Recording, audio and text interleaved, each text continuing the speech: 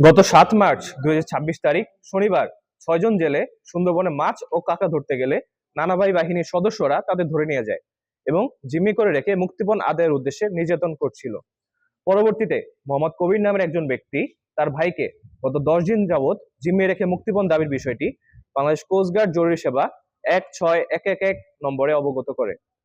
প্রাপ্ত তথ্যের ভিত্তিতে গোয়েন্দা নজরদারির মাধ্যমে আজ ১৭ মার্চ ২০২৬ তারিখ মঙ্গলবার ভোর ৫টায় কোস্টগার্ড আউটপোস্ট নোলেন কর্তৃক সুন্দরবনের শিবসা নদী সংলগ্ন কালিরখাল এলাকায় একটি বিশেষ অভিযান পরিচালনা করা হয়।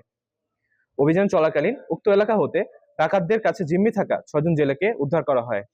এই সময় কোস্টগার্ডের উপস্থিতি টের পেয়ে ডাকাতরা জিম্মিদের রেখে বনের ভিতর পালিয়ে যাওয়ায় কাউকে আটক করা সম্ভব হয়নি।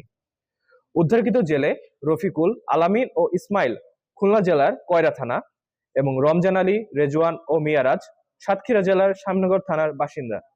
উদ্ধারকৃত জেলেদের পরিবারের নিকট হস্তান্তরের কার্যক্রম প্রক্রিয়াধীন রয়েছে। সুন্দরবনকে দোষমুক্ত রাখতে বাংলাদেশ কোস্টগার্ড ভবিষ্যতেও এ ধরনের অভিযান অব্যাহত রাখবে।